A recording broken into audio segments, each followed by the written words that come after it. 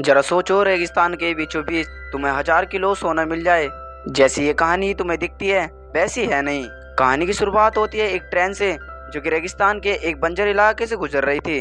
और उस ट्रेन में बैठकर एक बर्जन नाम का आदमी एक ब्रेड खा रहा था, और उसके सामने एक लाचार सी औरत अपने बच्चे को चुप करा रही थी। और जब कुछ देर बाद वो ट्रेन रुकी तो बर्जन ने वो अपना ब्रेड उस लड़के को दे दिया, और इसके बाद वो ट्रेन से बाहर आ गया। और वो चलकर एक दुकानदार के पास गया और उस दुकानदार से किसी का पता पूछने लगा, पर दुकानदार उसे जवाब दिए बिना टीवी देखता ही रहा। और बर्जल ने उससे टॉयलेट का रास्ता पूछा और उस दुकानदार ने दूसरी तरफ को इशारा किया। और इसके बाद जब बर्जल उस टॉयलेट के पास पहुंचा तो उस टॉयलेट में बहुत ज्यादा गंदगी थी, मगर उसे मजबूरी में हल्का होना पड़ा। तभी अचानक से एक आदमी की आवाज आई और उसने कहा, क्या तुम कंपाउंड की तरफ जाने के लिए किसी का इंतजार कर रहे हो? और ये सुनकर उसने हाँ कह दिया और वो आदमी वहाँ से चला गया। जब बर्जन मुंह धो रहा था तो एक आदमी ने उससे पानी वेस्ट करने के लिए मना कर दिया। और इसके बाद हम देखते हैं बर्जल एक कीत नाम के आदमी के साथ कहीं पर जा रहा था, और रेगिस्तान में बहुत ज्यादा भयंकर गर्मी थी, इसलिए बर्जल ने एक एसी ऑन कर दिया। और कीत ने उसे डांट कर मना कर दिया, कहा कि तुम एसी मत चलाओ, इससे गाड़ी के इंजन पर असर पड़ेगा। और कुछ दूर तक सफर करने के बाद उनके ट्रक का टायर फट गया। इस वजह से उन्हें टायर चेंज करने के लिए वहीं पर रुकना पड़ा। तभी उन दोनों ने दो जंगली कुत्तों को लड़ते हुए देखा। कीत ने एक कुत्ते को तो वहां से भगा दिया, लेकिन जो दूसरा कुत्ता था उसे बहुत ज्यादा जख्मी था, इसलिए वो टायर बदल कर अपने रास्ते से फिर से निकल पड़े। और आखिरकार वो गैस भरवाने रुके। और रात बहुत ज्यादा हो चुकी थी, इसलिए उन्होंने रात रुकने के लिए वहीं पे फैसला कर लिया था। और आग के सामने हाथ सेकते हुए कीत ने उससे पूछा कि तू कंपाउंड क्यों जा रहा है? और बर्जल ने जवाब दिया कि मैं अपनी जिंदगी का सबसे बड़ा मौका ढूंढने के लिए निकला हूँ, और कहता है कि शायद मुझे वो वहीं पर मिलेगा। और कीत ने उसे समझाया कि बड़ी मजदूरी के अलावा वहाँ पर कोई भी काम नहीं मिलता, लेकिन बर्जल को कड़ी मेहनत का कोई भी डर नहीं था। और अगली सुबह को बर्जल ट्रक चलाने लगा और कीत उसी ट्रक में सो गया। और बर्जल को दोबारा से गर्मी लगने लगी, इसलिए उसने फिर से एसी चला दिया, और इस बार सच में ही ट्रक का इंजन खराब हो गया। और जब कीत को इसके बारे में पता चला तो वो ट्रक से बाहर निकलकर चिल्लाने लगा। बर्जल ने उससे माफी मांगी और पास में ही हल्का होने के लिए चला गया। और जब वो वापस आ रहा था तो उसकी नजर कुछ पत्थरों के ढेर पर पड़ी, और वो पत्थर के पास जाकर उसने पत्थर से मिट्टी हटाई तो वो पत्थर सोने का निकला। और ये देखकर बर्जन के तो होश ही उड़ गए, और कीत को उसने अपने पास को बुलाया। और जब कीत ने सोना देखा तो जल्दी से उसने अपना लाइटर निकाला और कहा कि जलने पर अगर ये पत्थर काला पड़ गया तो ये सिर्फ पत्थर है, अगर ये काला नहीं पड़ा तो ये सोना है। और जब उसने उस पत्थर को जलाया तो वो काला नहीं हुआ, और वो दोनों समझ चुके थे कि हमारे हाथ एक सोने की चट्टान लगी है। और वो दोनों उस सोने को निकालने के लिए जमीन को खोदने लगे, और वो सोने का पत्थर इतना बड़ा था कि उनके काफी देर तक खुदाई करने के बाद भी वो सोना वहाँ से नहीं निकला। और काफी कोशिश करने के बाद उन दोनों ने उस पत्थर में एक रस्सी बांधकर और दूसरी रस्सी अपने ट्रक में बांध दी, और फिर इसके बाद में खींचना शुरू कर दिया, लेकिन फिर भी वो कामयाब नहीं हो पाए। वो रस्सी बीच में से टूट गई। और जब शाम को कीत लकड़ी ढूंढने के लिए बाहर निकला तो उसने बर्जन को समझाया, इस इलाके में खूंखार जंगली कुत्ते रहते हैं, इन्हें सिर्फ और सिर्फ आग से ही दूर भगाया जा सकता है। और बर्जन ने भी उसके साथ लकड़ियां ढूंढी और रात को आग जलाकर उसी के पास बैठ गए। और इतना सारा सोना पाकर वो दोनों बहुत ज्यादा खुश थे। और कीत ने बर्जल से कहा कि हम दोनों की जिंदगी अब तो आसानी से कट जाएगी, इसलिए वो खुशी से नाचने लगा। और कीत ने कहा कि हम दोनों तो इतना बड़ा सोना अकेले नहीं निकाल पाएंगे, इसलिए हम दोनों में से एक शहर जाएगा और एक्सीलेटर लाकर उस पत्थर को बाहर निकालेगा। और कीत कहता है कि शहर में मैं कुछ लोगों को जानता हूँ जो कि मुझे एक्सीलेटर दिला सकते हैं। और उसने बर्जल से शहर जाने के लिए कहा, क्योंकि वो रेगिस्तान में जिंदा रहने के लिए तरीके नहीं जानता था। और बर्जल कहता है कि तुम्हें ही शहर जाना चाहिए, मैं इस सोने की रक्षा यहाँ पर बैठ कर करूँगा जब तक तुम वापस नहीं आ जाते। जबकि बर्जल शहर में किसी को नहीं जानता। और अगली सुबह को कीत ने उसे खाने पीने का सामान और एक टेंट बनाने का कपड़ा भी दिया, और साथ ही उसे एक सैटेलाइट फोन और उसे एक चाकू भी दिया। और कीत कहता है कि मुझे एक्सीलेटर लाने में 5 दिन लग सकते हैं, इसलिए वो ट्रक में बैठकर शहर के लिए वहाँ से निकल पड़ा। और बर्जल ने एक टेंट का कपड़ा पेड़ से बांधा और अपने रुकने की जगह बनाने लगा। और उसने अपना सैटेलाइट फोन जलाकर देखा और अंत में लकड़ियां बीनने के लिए चला गया। और जब वो लकड़ियां लाया तो उसने टेंट के पास एक बिच्छू को चलते हुए देखा, और उसने एक लकड़ी उठाकर बिच्छू को वहां से भगा दिया। तभी शाम को रात हो गई और बर्जल ने खाना गर्म कर कर वहीं पर बैठकर खाया। तभी इसके बाद उसे खाना खाते समय उसे जंगली कुत्तों के लड़ते हुए की आवाज आई, तो वो थोड़ा सा डर गया।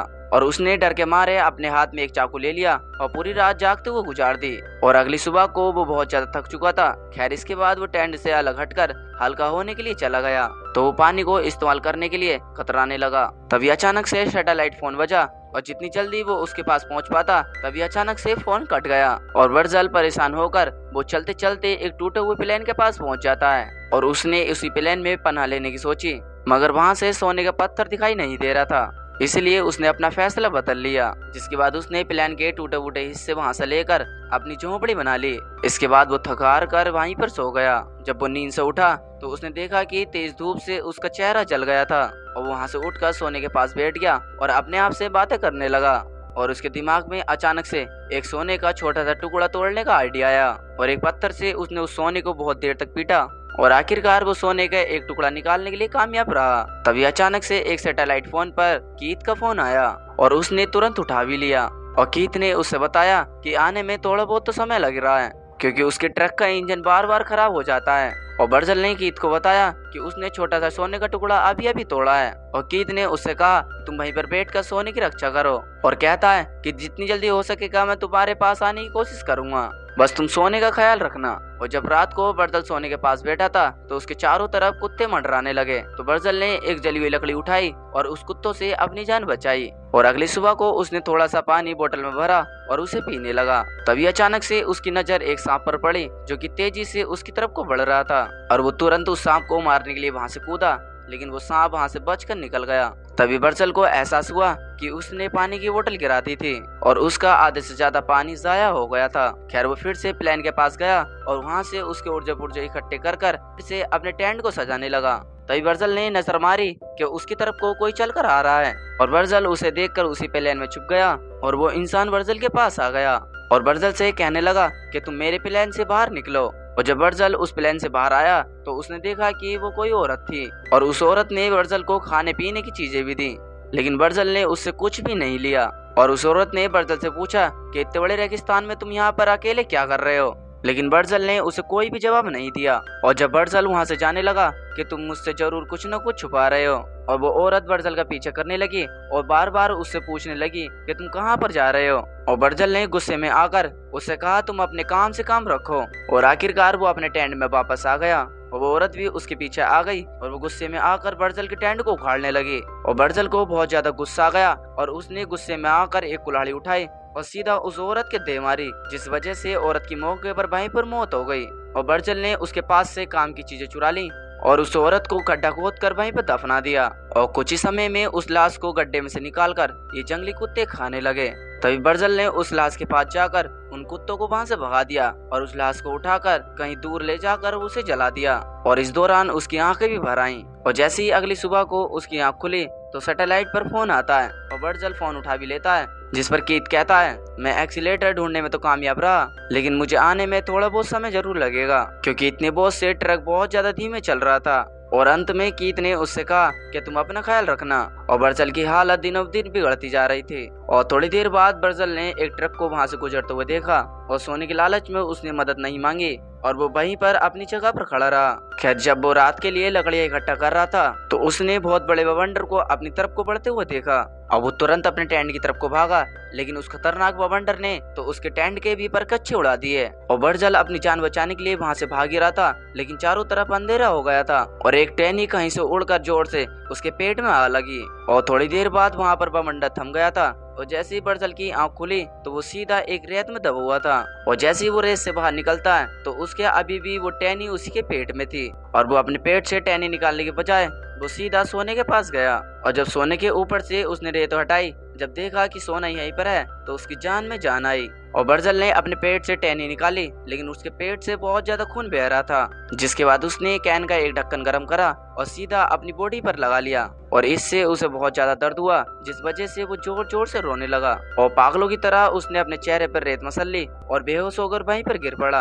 और जब उसकी आंख खुली तो एक औरत उसके सर पे तीर कमान लेकर खड़ी थी और बर्जल को वही औरत दिखाई दे रही थी जिस औरत को उसने वहीं पर मार डाला था। खैर उस औरत ने बर्जल को पानी पिलाया और पानी पिलाकर वहां से चली गई। और बाद में जब बर्जल की आंख खुली तो उसे औरत कहीं पर भी दिखाई नहीं दे रही थी और उसे शायद लग रहा था कि मुझे वहम हुआ होगा। और उसका सैटेलाइट फोन फिर से बजा और बर्जल ने कीथ को उसी औरत के बारे में बताया। तभी कीथ ने उस औरत को भी मारने के लिए कहा और फिर से वो औरत बर्जल के पास आई और उसकी मदद करने लगी। और अभी भी बर्जल को सोने के सिवाय उसे कुछ भी नहीं दिखाई दे रहा था, इसलिए उसने चिल्लाकर उस औरत को यहाँ से दूर जाने के लिए कहा। और उस औरत ने जाने से पहले उससे पूछा, क्या तुमने मेरी बहन को देखा है? पर बर्जन ने उसे कोई भी जवाब नहीं दिया और वो फिर से बेहोश हो गया। और इसके बाद जब उसकी आंख खुली तो उसने देखा कि उसके चारों तरफ जंगली कुत्ते मंडरा रहे हैं। और उसने तुरंत कीर्त को फोन किया और उससे कहा कि भाई तू कहाँ पर है? और कीर्त ने कहा कि मैं जल्द ही तुम्हारे पास पहुंचने वाला हूँ। और बर्जन फूट फूट कर रोने लगा और उससे कहा कि भाई तू जल्दी आ जा, वरना जंगली कुत्ते मुझे नोच कर खा जाएंगे। तभी इस बात का खुलासा होता है कि कीर्त तो दूर से ही बर्जन को देख रहा था और इधर जंगली कुत्ते बर्जन को घसीट कर वहां से ले जा रहे थे और कीर्त वहीं बैठ कर सब कुछ देख रहा था। और आखिरकार कुत्ते उसे नोच नोच कर वहीं पर खाने लगे, लेकिन बर्जन अभी भी उसी सोने को देख रहा था। और थोड़ी देर बाद कीर्त भी अपने एक्सीलेटर को साथ लेकर वहीं पर आ पहुंचा और उसने ट्रक में से उतरकर बर्जन की लाश देखी। और जैसे ही अचानक से वो उस सोने की तरफ को बढ़ा तो अचानक से कहीं से एक तीर आकर सीधा उसके सीने में घुस गया। और कीर्त को उसे बिल्कुल भी समझ नहीं आया कि ये किसने किया है। और कुछ देर बाद उसकी भी मौत हो गई। उन दोनों के साथ गलत हुआ या फिर सही, टाइप कर कमेंट में जरूर बताना। और ये मूवी हैप्पी एंडिंग के साथ यहीं पर खत्म हो जाती है। अगर आपको इस मूवी की एक्सप्लेनेशन थोड़ी सी पसंद आई हो तो इसे लाइक करके चैनल को सब्सक्राइब करना ना भूलें। बाकी की मैं मिलता हूँ आपको अगली वीडियो में, तब तक के लिए till then take care, love you, bye bye.